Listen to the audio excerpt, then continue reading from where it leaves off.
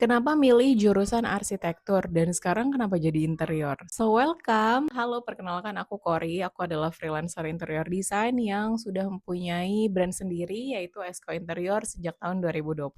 Dan aku akan ngupasin hal ini mudah-mudahan untuk kamu yang lagi dengar bisa jadi referensi kamu mungkin atau mungkin jadi insight untuk kamu. Aku nggak tahu kondisinya apa tapi mungkin dari video ini bisa ada hal-hal yang bisa diambil maknanya dengan baik. Kenapa aku milih jurusan arsitektur, itu berawal ketika SMA, itu udah pasti kalau kita SMA itu akan ada yang namanya kayak guru BK gitu ya, yang nanyain, "Kamu kalau misalnya kuliah mau ngambil jurusan apa?" dan lain sebagainya. Nah, di situ tuh udah mulai ada pertanyaan gitu. Aku nggak tahu pada saat itu pengen jurusan apa, aku bingung. Ditanyain kesukaan aku apa, aku bingung, sampai akhirnya ngobrol sama orang tua, khususnya aku ngobrol sama ayah aku sih, karena perihal hal ini tuh aku lebih fokusnya ngobrol sama ayah aku. Nah, pada saat itu ayah aku tuh menjabarkan beberapa referensi, kayak kamu mau jurusan ekonomi nggak? Kamu mau jurusan manajemen kah atau IT gitu. Nah, aku tuh bilang aku nggak suka, aku nggak tertarik.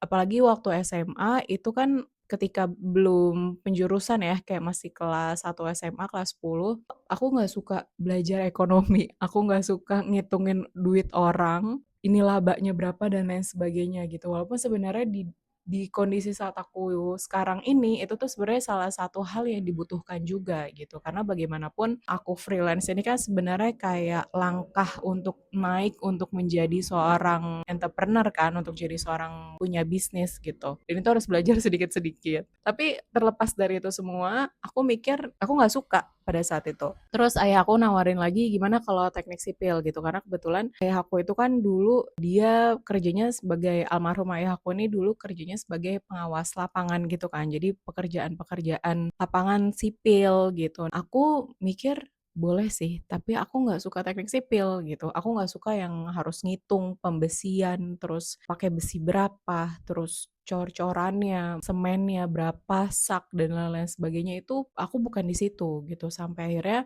ayahku nanya, "Kamu suka gambar nggak?" Nah, terus aku bilang, "Aku suka gambar, tapi gambarku bukan yang harus, estetik banget dan lain sebagainya." Ayahku nyaranin, "Gimana kalau arsitektur?" Nah, di situ ketika lagi ada obrolan itu, nggak tahu kenapa aku langsung tertarik banget hati aku dan aku mulai menelaah lagi ke dalam diriku. Nah, tapi ketika aku runutin sekarang ya, jadi aku pernah ngebuka galeri aku beberapa tahun yang lalu, sekitar 2014 itu yang aku lagi sorry 2013 kayaknya atau 2011-an, itu ada galeri aku nge-save gambar rumah-rumah. Itu tanpa aku sadar ternyata aku nge-save gambar rumah-rumah yang aku ngerasa pada saat itu rumahnya keren, rumahnya bagus. Terus aku suka nonton kalau misalnya kamu tahu ya aku nggak tahu kamu masih ada di fase itu atau enggak, tapi dulu tuh di TV suka ada rumah kayak bedah rumah, terus ada juga tiap weekend itu kayak hunting rumah, kayak kita main ke rumah siapa, terus kita ngeliat interiornya. Kalau sekarang kan di YouTube bisa lihat ya gitu, tapi kalau waktu itu di TV tiap weekend ngeliatin rumahnya kayak house tour gitu, dan aku sangat tertarik akan hal itu. Tapi beranjak ketika aku memilih jurusan arsitektur itu, di perkuliahan ada pembahasan-pembahasannya kan, karena arsitektur itu tetap ada yang namanya matematikanya, struktur konstruksinya kita juga belajar secara generalnya. Ada hal materi yang aku suka banget yaitu aku lupa semester berapa, kayaknya semester 3 atau semester 5 aku suka banget sama materi, kayaknya semester 5 itu interior.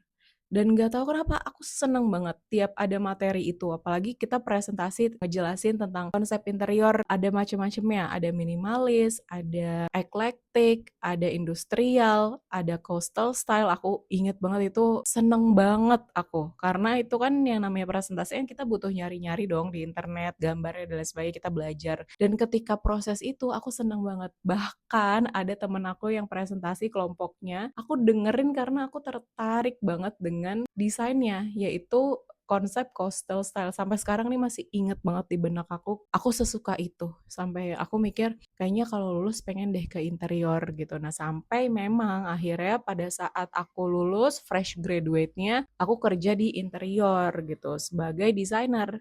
Waktu itu kantornya itu memang kantor-kantor yang ngambil project-nya itu interior rumah, customize, dan lain sebagainya. Terus akhirnya nyoba freelance pada saat COVID karena perpindahan kantor terus aku dipospon. ternyata berjalannya aku nyaman gitu. Terus sempat kerja lagi dan sekarang start to freelance lagi di interior design gitu. Jadi mudah-mudahan ini tuh bisa jadi penggambaran ya, tapi jangan berpikiran kalau arsitektur itu akan punya uang banyak di awal. Kecuali kamu kalau emang udah punya keluarga yang punya, kamu udah bukan perintis gitu ya bahasanya, sekarang kamu pewaris, kamu udah ngelanjutin aja perusahaan keluarga kamu ya silahkan gitu. Kamu pasti akan mendapatkan uang yang kamu inginkan juga gampang gitu. Tapi kalau misalnya sebagai perintis harus nikmatin prosesnya. Aku sih lebih merasa bahwa skill itu yang bisa memberikan value yang lebih baik gitu. Jadi hopefully ini bisa membantu kamu yang mungkin tertarik tentang arsitektur atau mungkin kamu sekarang lagi ada di jurusan arsitektur dan mau mengarah kemananya gitu ya. So hopefully video ini bermanfaat. Sampai ketemu lagi di video yang lainnya. Don't forget to subscribe. Kalau misalnya if you wanna ask something ke aku, bisa drop comment below ya. Nanti siapa tahu bisa aku jawab di next videonya. Sampai ketemu lagi di video lainnya. Dah.